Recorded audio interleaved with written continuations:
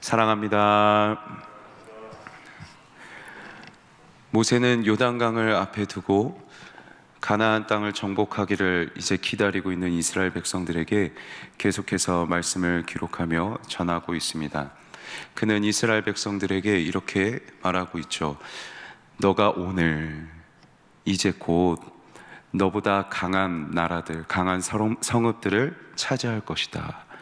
그 성읍들은 크고 성벽이 하늘에 닿았다 라고 이스라엘 백성들에게 말하고 있습니다. 그들보다 강한 나라 그리고 강한 성읍들을 차지하게 될 것이라고 이스라엘 백성들에게 얘기하고 있죠. 분명 하나님께서는 이스라엘 백성들을 택하신 이유를 말씀하실 때 그들이 강한 나라에서가 아니고 수요가 많은 나라에서도 아니고 만민 중에서 가장 작은 나라라고 말씀하셨습니다. 가장 작은 나라인 이스라엘이 어떻게 가장 강한 나라를 차지할 수 있게 될까요? 어떻게 강한 성읍들을 무찌를 수 있게 될까요? 하나님께서 그들보다 앞서 불같이 쏜살같이 나아가셔서 그들을 멸하실 것이다. 그들을 멸하시고 그들을 엎드러지게 하실 것이다 라고 모세가 말하고 있습니다. 아무 능력 없고 가장 작은 나라인 이스라엘이지만 그들을 인도하시고 그들을 위하여 역사하시는 능력의 하나님께서 먼저 앞서 쏜살같이 나가셔서 그 강한 나라들을 멸하실 것이기에 그래서 이스라엘 백성들이 그 강한 성읍들을 차지하게 될 것이라고 모세는 말하고 있습니다.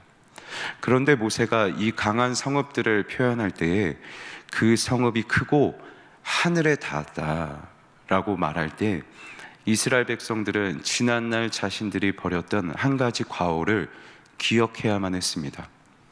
이스라엘 백성들은 가데스 바네아에서 12명의 정탐꾼을 미리 가나안 땅에 보냈었죠. 정탐을 마치고 돌아온 사람들 중 10명의 정탐꾼이 이 아낙 자손들 가나안 땅을 표현할 때 그 성읍은 크고 하늘에 닿았다. 그래서 우리는 이 아낙 자손들을 무찌르지 못할 것이다 라고 말했었습니다. 그들이 두 눈으로 직접 보고 두려움에 떨어서 우리는 저 아낙 자손들을 무찌르지 못할 것이다 라고 말했던 그 표현 그대로 이제 모세는 그 표현을 그대로 사용해서 그 성읍은 크고 하늘에 닿았지만 강하신 하나님께서 무찌르실 것이기에 우리는 차지할 수 있다라고 기록하고 있는 것이죠. 그들은 하나님을 불신했습니다. 눈에 보이는 두려움과 어려움에 무너져서 하나님을 원망했습니다. 나라만 작은 것이 아니었고 그들의 믿음도 만민 중에서 제일 작은 믿음이라 할 만큼 수없이 넘어지고 또 넘어지는 이스라엘 백성의 믿음이었죠. 그래서 그들이 이스라엘이 가나안 땅을 차지하게 될 것도 그들의 공로 때문도 아니었고 그들의 공의로움 때문도 아니었고 그들의 마음이 정직해서도 아니었습니다. 소멸하시는 하나님, 정직하지 않고 공의롭지 않은 이스라엘 백성을 보시고도 그들을 소멸하지 않으시고 오히려 그들과 맞서는 강대국들을 소멸하시는 하나님의 은혜가 있기에 그들이 살아갈 수 있는 것이죠. 생각해보면 이스라엘은 이미 강대국으로부터 구원받은 경험을 했던 민족이었습니다. 잘 아시듯 애굽 땅에서부터 하나님께서는 10가지 재앙을 내리시고 그리고 바다를 가르시며 이스라엘 백성을 구원하셨습니다. 노예라는 가장 작은 위치에 있는 이스라엘 백성들을 그들을 지배하고 있는 가장 강한 애굽으로부터 구원하셨습니다. 하지만 그들은 머지않아 금송아지를 세우고 그들이 그 금송아지가 애굽으로부터 우리를 구원해낸 하나님이라고 숭배하였습니다. 나라뿐만이었을까요? 살기 막막한 그 광활한 광야를 지나갈 때도 하나님께서는 그들을 신발이 헤어지지 않을 만큼 인도하셨습니다. 하지만 그곳에서도 그들은 어려운 일이 마주할 때마다 이곳이 우리의 매장지냐, 차라리 우리를 애굽에서 죽게 하지 그랬느냐 라고 하며 하나님을 원망하였습니다.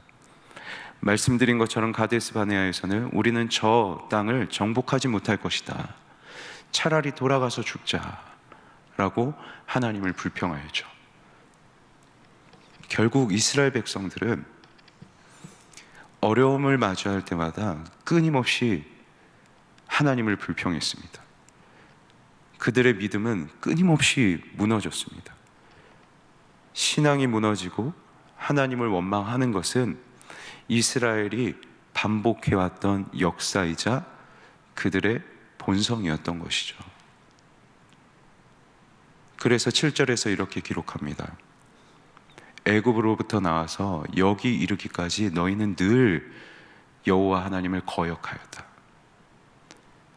완전한 것 같지만, 내 안에 공의와 정의로움이 있는 것 같지만, 내 신앙은 괜찮은 것 같지만, 어쩌면 우리 역시도 늘 하나님이 불러내실 때부터 오늘까지 늘 여호와 하나님을 거역하고 있는 것이 우리의 본성일 수 있습니다. 이것이 우리의 습성일 수 있습니다. 그래서 모세는 이들에게 이렇게 기록합니다. 여호와를 경노하게 한 그 날을 기억하라. 여호와를 경노하게 하였던 그 날을 기억해라. 7절부터 마지막 절까지 이르기까지 계속해서 반복합니다. 신명기 9장에 가장 많은 비유를 차지하는 것이 이들이 과오에 저질렀던 잘못들이고, 그리고 여호와를 경노하게 한 것을 기억하라고 계속해서 모세가 반복해서 기록하고 있죠. 그만큼 강조하고 있습니다. 이스라엘 백성들은 이제 새 땅에 들어가게 될 것입니다. 새 시대를 살아가게 될 것입니다. 하지만 그런 그들에게 가장 많이 강조해서 기록하고 있는 것이 과거의 과오를 기억하며 여호와를 경노하게 한 날을 기억해야 된다. 이제 곧 오늘 지금 새 땅, 새 시대를 살아갈 그들이지만, 그들은 과거의 그들의 과오를 오늘로 끌어와서,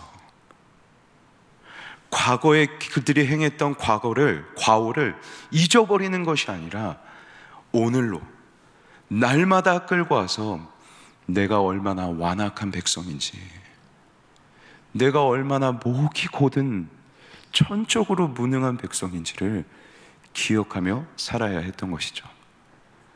그 땅에 들어간다고 이스라엘 백성이 달라질까요? 그렇지 않을 겁니다. 그들은 여전히 내 공의로, 내 정직함, 내 정의로움으로 이 땅을 차지해야 했다. 내가 얼마나 완악한 백성인지를 기억하지 않는다면, 내가 얼마나 수없이 무너지고 무너져 왔던 전적으로 무능한 자인지를 기억하지 못한다면, 그 백성은 하나님의 은혜를 기억하지 않을 겁니다. 이건 내 공의로움, 내 정의로움 때문이다. 하나님의 은혜를 기억하지 않겠죠. 그래서 날마다 우리 또한 우리의 완전하지 않음을 돌이켜보며 내가 정말로 전적으로 부패했고 전적으로 무능한 자인임을 우리는 기억할 수 있어야 합니다. 완전한 것 같아도, 이쯤이면 내 신앙은 괜찮은 것 같아도, 사실 우리는 눈앞에 닥치는 환경들에 수없이 우리의 믿음이 흔들리는 것을 보게 됩니다.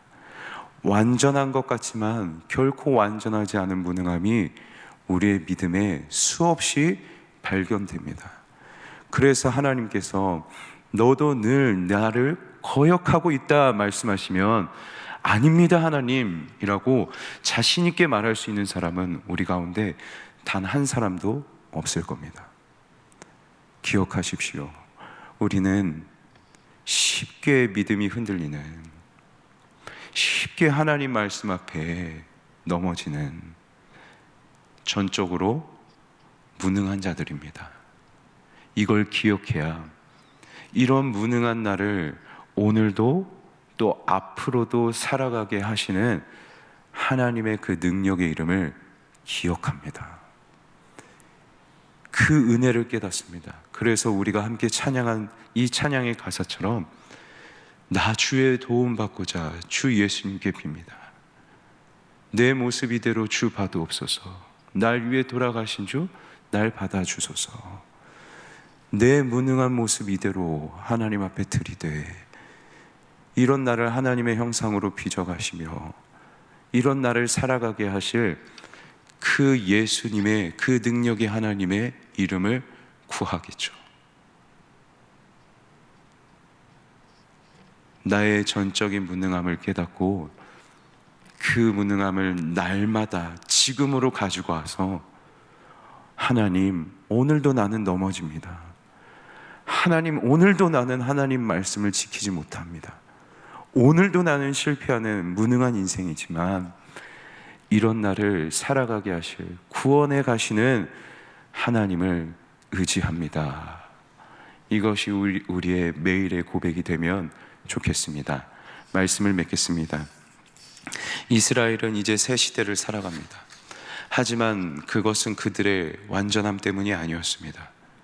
완전하지 않은 그 백성을 날마다 구원해 오신 하나님의 은혜였습니다.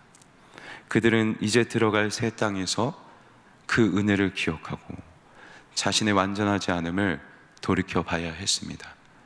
저와 여러분도 마찬가지일 겁니다. 우리는 매일 새 날을 살아가고 있지만 매일매일 날마다 나의 완전하지 않음을 지금으로 끌어와서 나는 완전하지 않고 이런 완전하지 않은 자를 살아가게 하시는 하나님의 은혜만이 남는 그 은혜만을 기억하며 그 은혜 앞에서 겸손히 엎드려 살아가는 저와 여러분의 하루하루가 되길 주님의 이름으로 간절히 소망합니다.